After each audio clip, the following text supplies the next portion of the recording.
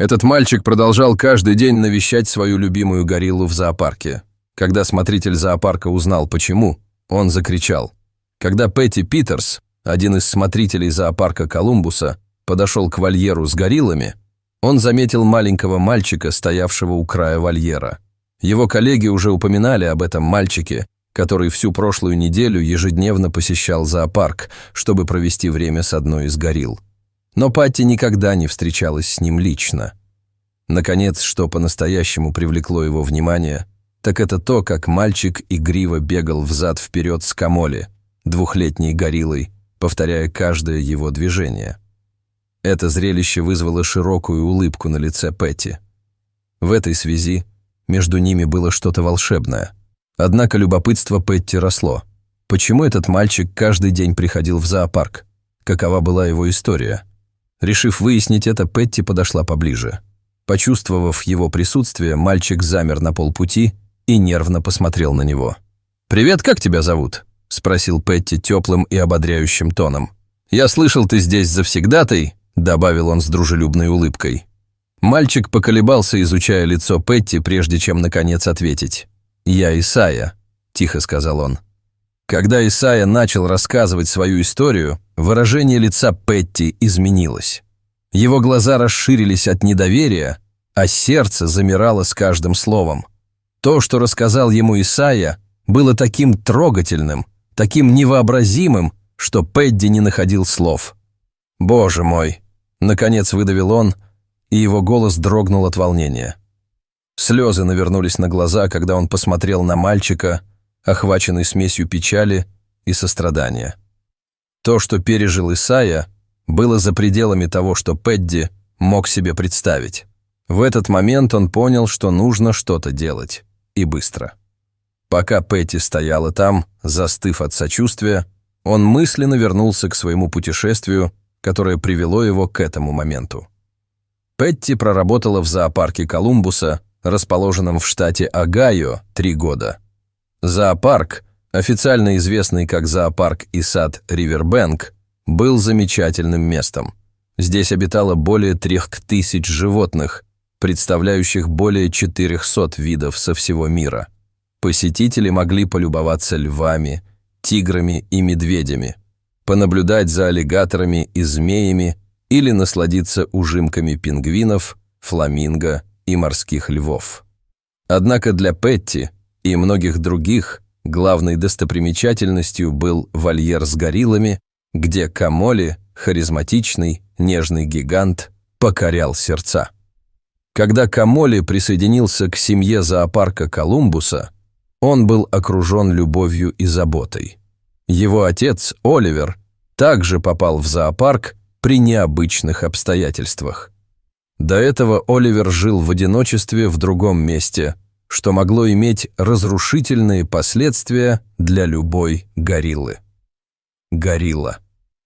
К счастью, когда его привезли в зоопарк Колумбуса, он смог влиться в коллектив. Хотя на это потребовалось время, Оливер приспособился к новому окружению и, в конце концов, преуспел.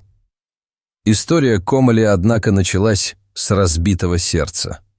Его мать трагически погибла при родах, и это событие повергло сотрудников зоопарка в отчаяние. Осложнения при родах у горилл редки, но у матери Комоли случилось кровоизлияние со смертельным исходом, и спасти ее не удалось. Эта потеря привела к тому, что Камоли пришлось расти без матери. Понимая, с какими трудностями это связано, руководство зоопарка приняло смелое решение. Они организовали суррогатное материнство, чтобы обеспечить Камоли заботу, в которой он нуждался в первые годы жизни.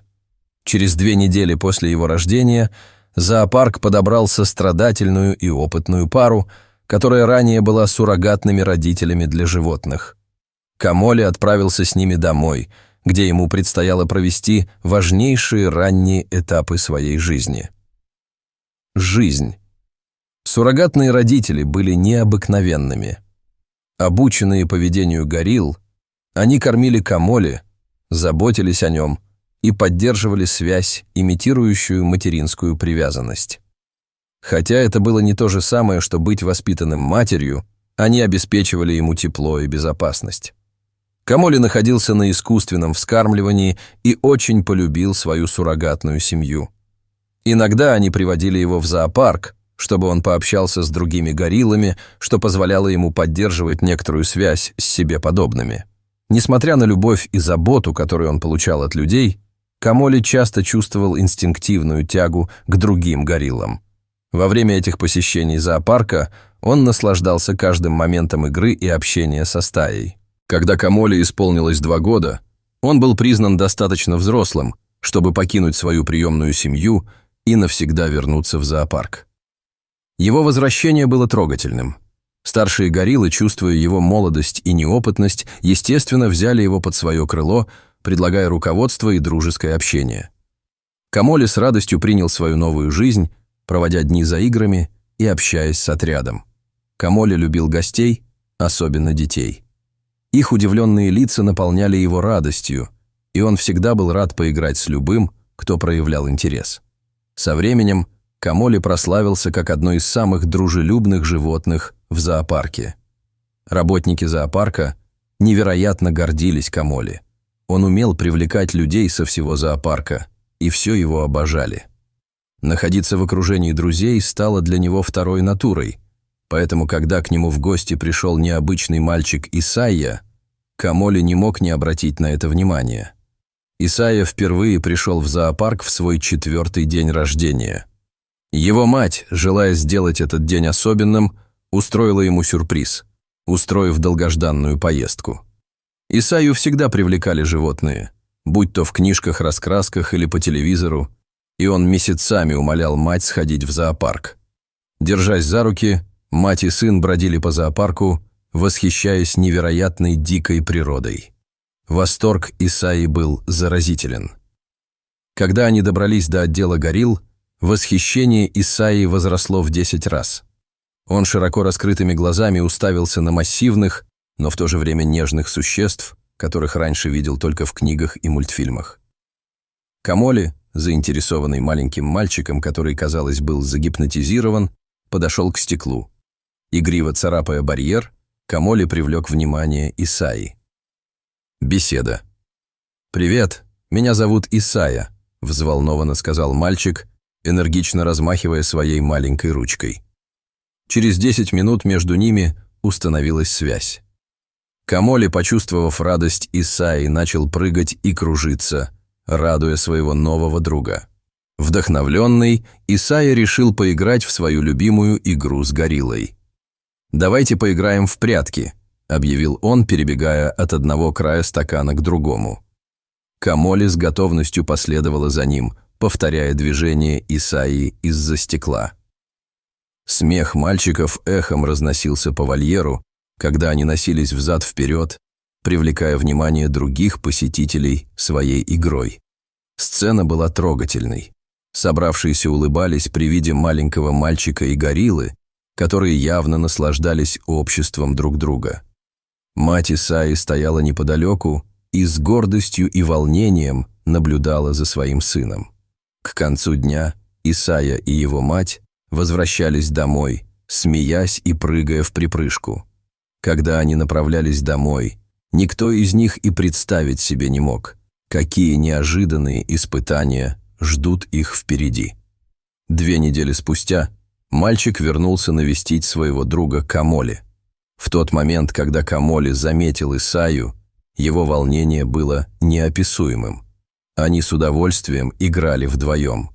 Исайя часами оставался рядом с Камоли, время от времени отходя в сторону, чтобы другие посетители могли увидеть его друга. Когда наступал вечер и небо начинало темнеть, Исайя наконец покидал зоопарк, помахав на прощание Камоли. Это стало обычным делом. Исайя посещал зоопарк каждый день в течение целой недели. Каждый раз работники зоопарка спрашивали его, почему он продолжает возвращаться, и он всегда давал один и тот же ответ. Он жил неподалеку, и Камоли стал его лучшим другом. Работники зоопарка сочли его милым и безобидным, поэтому оставили в покое. Но когда Петти вернулся на работу после 2-недельного отпуска, любопытство взяло верх. Петти был в Калифорнии на конференции по охране дикой природы. Как главный смотритель зоопарка, должность, которую он с гордостью занимал в течение 3 лет, он всегда стремился узнать больше об уходе за животными. Когда он вернулся, коллеги рассказали ему обо всем, что он пропустил, включая ежедневные визиты маленького мальчика, который, казалось, был неотделим от Камоли. Петти была заинтригована. Петти питала слабость к Камоле. С тех пор, как молодая горилла вернулась в зоопарк, между ними установились особые отношения. Петти восхищалась дружелюбным и игривым характером Камоли, считая его одним из самых замечательных животных, с которыми ему когда-либо приходилось работать. Их связь была глубоко личной. Петти тоже потерял свою мать в детстве, и каким-то невысказанным образом он почувствовал родство с историей Камоли.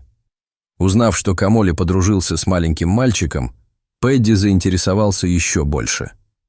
В тот день один из коллег Пэдди вскользь упомянул, что Исайя снова пришел на работу. Пэдди счел это прекрасной возможностью. Он вызвался сопровождать смотрителя зоопарка, гарантируя, что тот пройдет мимо вольера Камоли. Когда он шел по зоопарку, его сердце переполняла гордость. Когда Пэдди наконец увидел, как Камоли играет с Исайей, у него потеплело на сердце от того, как легко они общаются. Петти сразу поняла, что между ними установились тесные отношения, редкая и искренняя дружба. Петти подошла к нему с дружелюбной улыбкой. Поначалу Исайя колебался, застенчивый по натуре, но он видел, как Камоли рад видеть ее. «Петти!» И это его успокоило. Петти тепло поприветствовала его. Его энергия была заразительной, и вскоре они втроем уже разговаривали. Когда Петти спросила Исайю, почему он часто приходит в зоопарк, на мгновение воцарилось молчание. Руки. Исайя опустил глаза, не зная, стоит ли ему рассказывать правду. И все же что-то в добром поведении Пэдди заставляло его чувствовать себя в безопасности. Раньше он ни с кем не рассказывал о своих трудностях, но на этот раз слова сами полились из него. Сначала медленно, затем все быстрее, по мере того, как он делился своей историей. Исайя объяснил, что жизнь у него и его матери была трудной, особенно после его последнего дня рождения. Так было не всегда. Его мать, молодая женщина, которая осталась растить его одна после того, как отец бросил их, изо всех сил старалась наладить отношения. Она в одиночку несла бремя воспитания Исайи, устраиваясь на низкооплачиваемую работу официантки, чтобы не оставлять еду на столе. Но как бы усердно она ни работала, этого всегда было недостаточно. Они часто не могли позволить себе 3-разовое питание, а арендная плата постоянно просрочена. Когда приближался день рождения Исайи, его мать терзалась чувством вины. Она не могла позволить себе вечеринку, торт или даже небольшой подарок. Мысль о том, что она ничего не сможет подарить сыну в этот особенный день, тяжело давила на нее. Отчаянно желая увидеть его улыбку, она приняла спонтанное решение. Она потратила последнюю зарплату на 2 билета в зоопарк, решив, что это будет небольшой, но значимый способ отпраздновать это событие. Исайя всегда любил животных. Его восхищало их поведение и среда обитания, даже когда он был маленьким. Его интеллект и любознательность отличали его от других детей его возраста. Зоопарк находился недалеко от их дома, но из-за финансовых трудностей он всегда казался им недостижимой мечтой. В день рождения Исайи, когда его мать преподнесла ему сюрприз с билетами, радость на лице Исайи была бесценной. В течение нескольких драгоценных часов они бродили по выставкам, восхищаясь львами, слонами и игривыми обезьянками. Впервые за долгое время они почувствовали счастье, не ощущая тяжести реальности, давящей на них. Но когда они вернулись домой в тот вечер, хрупкий пузырь радости разлетелся вдребезги. Их вещи были разбросаны возле квартиры. Домовладелец, которому надоели месяцы неоплаты арендной платы, выселил их. Исайя до сих пор помнил, как исказилось лицо его матери, когда она поняла, что произошло. Она упала на колени, умоляя домовладельца дать ей еще немного времени. «Пожалуйста, сэр, со мной ребенок. Пожалейте мальчика», — умоляла она. По ее лицу текли слезы. Но мужчина был непреклонен. Ее отчаяние ничего для него не значило, и им некуда было идти. С того дня Исайя и его мать остались без крова. Ночи они проводили на скамейках в парке, под эстакадами или прижавшись друг к другу в дверных проемах. Но жизнь продолжала бросать им вызов. Не имея стабильного жилья, мать Исайи начала опаздывать на работу и в конце концов потеряла ее. «Мама так много плакала в тот день», — сказал Исайя, и его голос дрогнул, когда он вспомнил этот момент. Она вернулась к нему с пустыми руками, с залитым слезами лицом, снова и снова извиняясь за то, что подвела его. «Мне так жаль, Исайя, мне так жаль», — прошептала она, крепко обнимая его. Это был первый раз, когда Исайя увидел, как она по-настоящему сломлена, и это испугало его. Он пытался утешить ее, несмотря на то, что был всего лишь ребенком, говоря, что это не ее вина и что они найдут выход. Но все стало только хуже. Исайя больше не мог посещать школу, так как у них не было постоянного места жительства, а его мать не могла позволить себе покупать все необходимое. Дни казались долгими и бесцельными, наполненными неуверенностью в том, где они будут спать и будут ли есть. Несмотря ни на что, Исайя говорил со спокойной решимостью, рассказывая свою историю. Днем Исайя проводил время в зоопарке, в то время как его мать продавала объедки на блошином рынке неподалеку. Это было единственное, что они могли сделать, чтобы выжить. Когда Исайя рассказал свою историю, Петти в ужасе ахнула и воскликнула: «О Боже!». Когда Исайя рассказал им о той ночи, их чуть не переехала машина, когда они пытались найти место для ночлега. Для Исайи зоопарк был единственным убежищем, маленьким убежищем, где он мог играть с Камоли и находить моменты умиротворения в бурной жизни. Петти была глубоко потрясена историей Исайи. Он не мог поверить, какие трудности выпали на долю этого умного маленького мальчика и его матери. Тяжесть этого давила ему на сердце. Он знал, что не может просто так уйти. «Отведи меня к своей матери», — твердо сказал Петти, его голос был полон решимости. Исайя колебался, неуверенный, что его мать согласится с этим, но что-то в искренности Петти убедило его. Он привел Петти в небольшое местечко на соседней улице, где они с матерью разбили лагерь.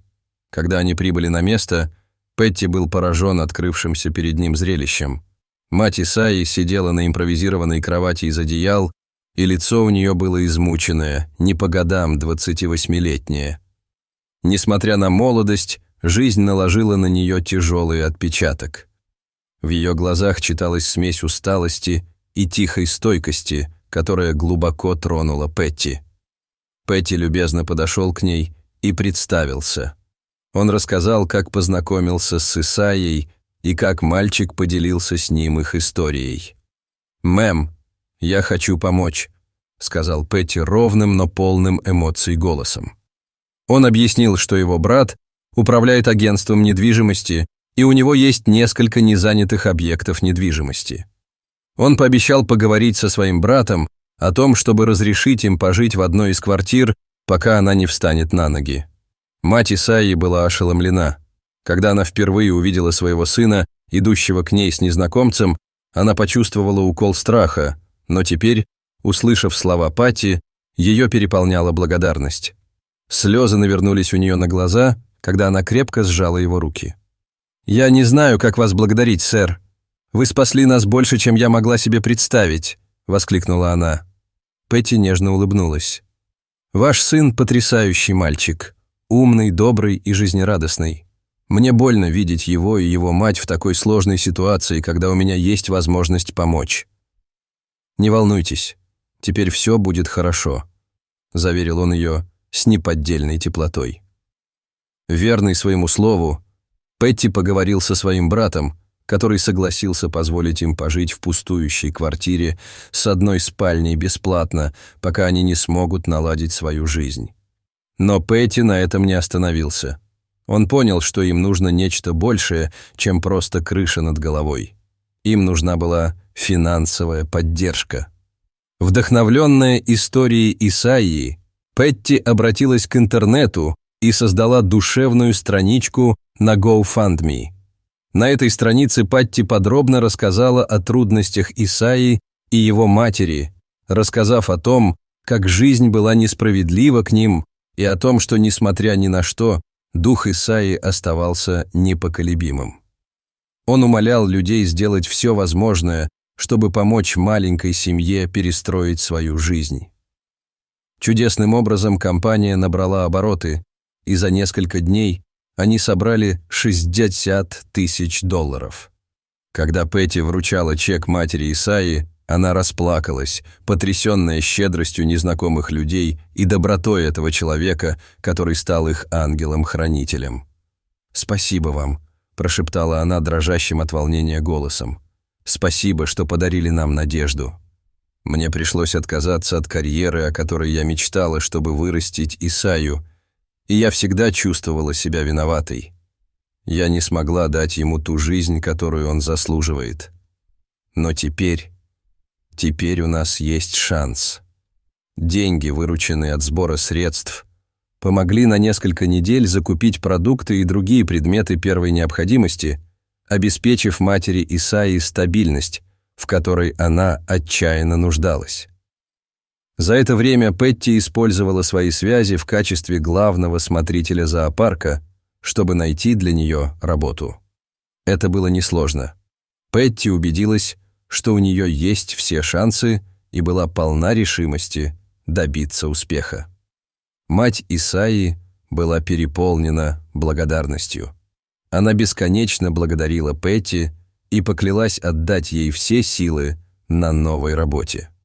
Исайя, вернувшийся в школу, продолжал посещать зоопарк при каждом удобном случае. После занятий он спешил навестить Камоли, своего лучшего друга. Камоли, казалось, всегда сиял, когда появлялся Исайя, и нетерпеливо подбегал, чтобы поиграть со своим спутником-человеком. Со временем Исайя стал привычным и желанным гостем в зоопарке. Он часто помогал туристам, рассказывая забавные факты о животных и с энтузиазмом сопровождая посетителей. Его природная любовь к обитателям зоопарка ярко проявлялась, и сотрудникам нравилось, что он рядом. Дружба между Камоли и Исайей не только приносила им радость, но и дарила счастье другим. Посетители часто улыбались, наблюдая, как маленький мальчик играет с жизнерадостным шимпанзе, и их смех был заразительным. Связь между двумя друзьями служила напоминанием о простых чистых связях, которые могут принести свет даже в самые мрачные времена. Что вы думаете об этой истории? Не стесняйтесь делиться своими мыслями в комментариях. Увидимся в следующем видео.